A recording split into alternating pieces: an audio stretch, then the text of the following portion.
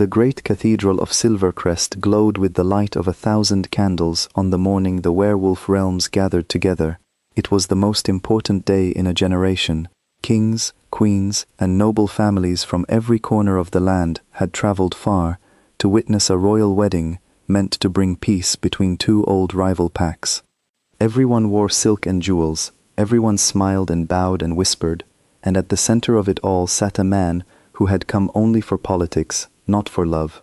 His name was Draven Nightborn, and he was the Alpha King of the Northern Territories.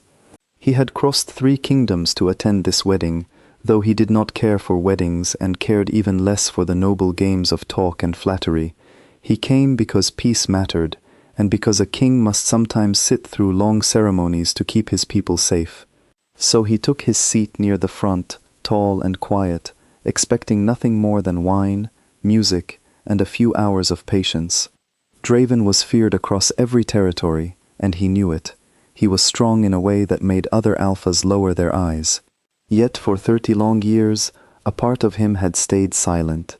His wolf, the ancient spirit that lived inside every werewolf, had gone quiet after so many years alone. Draven had begun to believe that the one thing every wolf longed for, a fated mate, would never come to him. He had made peace with that emptiness.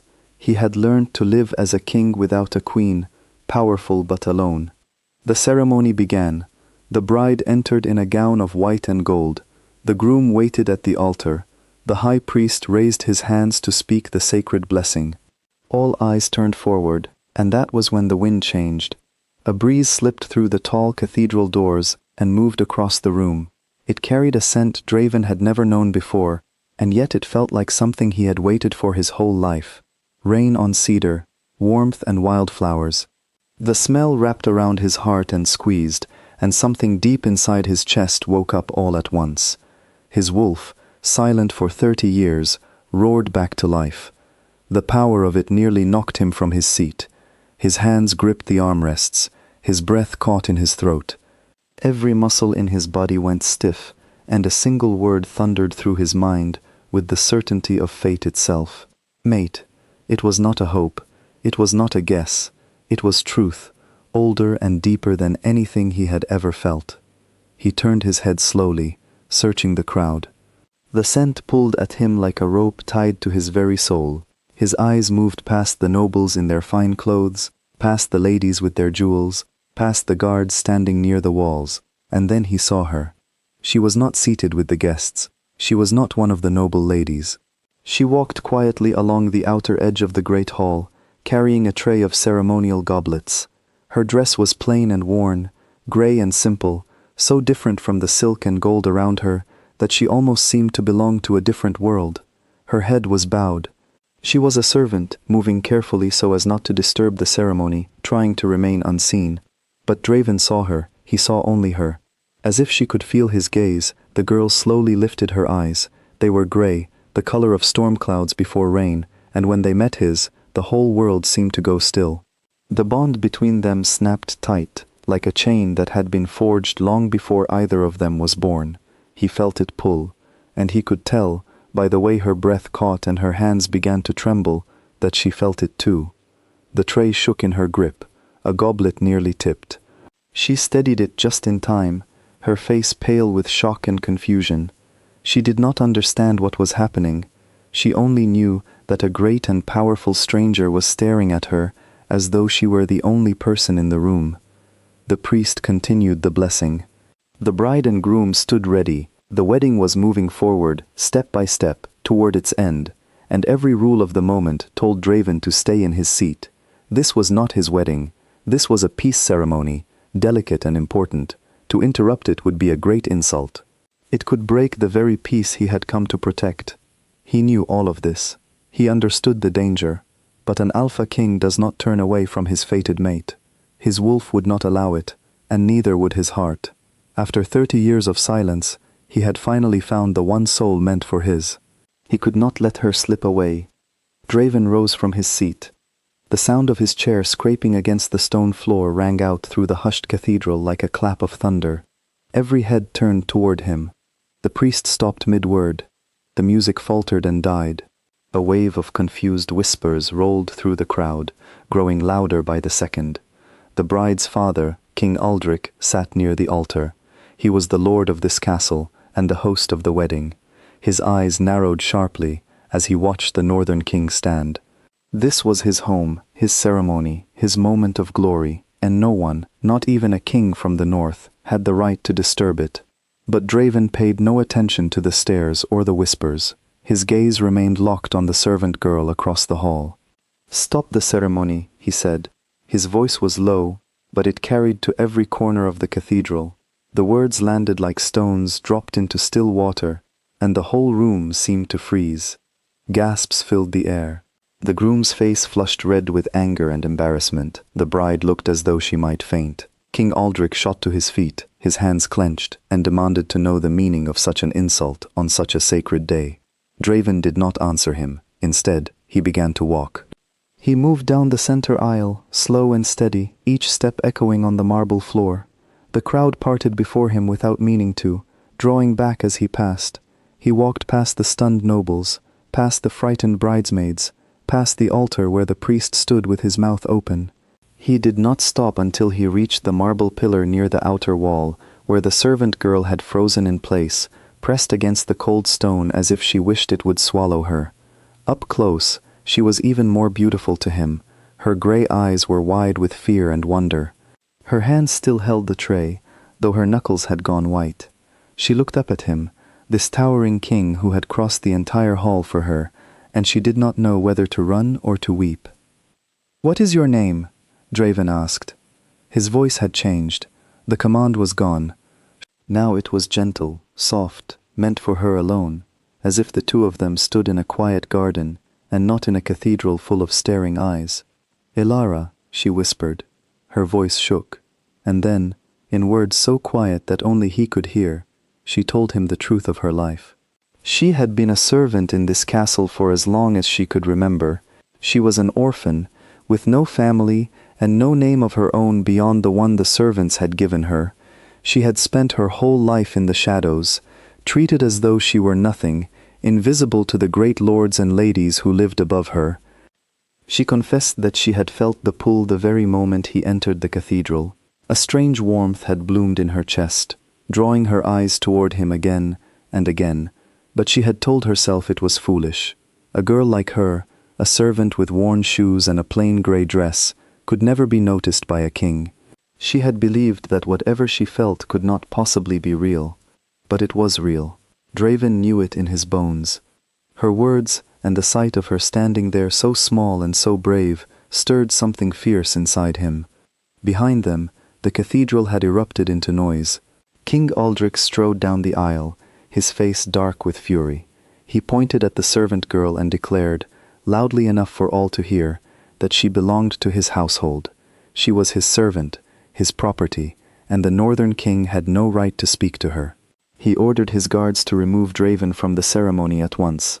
The guards hesitated. They looked at the Alpha King, and they were afraid. Draven turned to face King Aldric and the whole cathedral, and in that moment, everyone present understood why the North was feared. He did not shout, he did not threaten, he simply let his power show. It rolled off him in great invisible waves, filling the room, pressing down on every soul inside it. His eyes changed, shining with a molten golden light that no ordinary man could hold. The guards stepped back. Even King Aldric paused. "This woman," Draven announced, his voice ringing through the cathedral, "is my fated mate. She was chosen for me, by the moon goddess herself, bound to my soul before either of us drew our first breath. Any hand that reaches for her will answer to me." The cathedral fell silent. To speak of a fated mate was to speak of the most sacred bond among their kind. It was a gift from the goddess, rare and holy, and no true werewolf would take such a claim lightly. But King Aldric was proud, and he did not wish to lose face before all the gathered realms. He shook his head and called it a lie, a trick, a shameful excuse to steal a servant from his home. The tension in the great hall stretched tighter and tighter, like a rope about to break. The peace that this wedding was meant to build now trembled on the edge of ruin. Hands moved toward weapons, voices rose. It seemed that the day might end in disaster. And then, from the shadows behind the altar, an old woman stepped forward. She was an elder priestess, one of the few left who could read the sacred bonds between mates. Her hair was white as snow, and her eyes held the wisdom of many long years. The crowd grew quiet as she raised a thin hand and asked for silence. Slowly, she walked to where Draven and Ilara stood. She looked at the king, and then at the trembling servant girl, and she closed her eyes. For a long moment she said nothing. The whole cathedral held its breath. When the priestess opened her eyes again, there were tears in them. She turned to face the gathered realms and spoke in a clear, steady voice. She told them that in all her years, across a full century of reading such bonds, she had never seen a mate link burn so brightly. The thread that tied the Alpha King to the servant girl glowed like a living flame, pure and true. It was, she said, the will of the moon goddess made plain for all to see. To deny it would be to defy the goddess herself, and to invite her anger upon every pack present that day. A murmur of awe spread through the crowd. Heads bowed. Even the proudest nobles fell silent before such a sign. No one dared to argue with the word of the priestess and the will of the goddess. King Aldric stood frozen. He looked at the elder priestess, at the golden-eyed king, and at the servant girl he had never once truly seen in all the years she had served him. He was proud, but he was not a fool. He knew that to fight against a divine bond would bring shame and ruin upon his house. Slowly, the anger drained from his face, and his shoulders lowered in defeat. At last, he gave a stiff nod. He would not stand against the goddess. The peace would hold. And so the day became something no one had expected. The wedding King Aldric had planned went forward as promised. His daughter and her groom completed their vows, and the two rival packs were joined in the union that had brought everyone together. But on that same day, in that same shining cathedral, a second wedding was blessed, one far greater than the first. Ilara, who had woken that morning as a nameless servant in a plain grey dress, ended the day as the promised queen of the north. Draven took her small hand in his and held it as though it were the most precious thing in all the world. The elder priestess joined their bond before every noble house of every realm, and this time no one whispered against it. They only watched in wonder, for they had seen a true fated pair with their own eyes, and such a thing was a blessing to behold.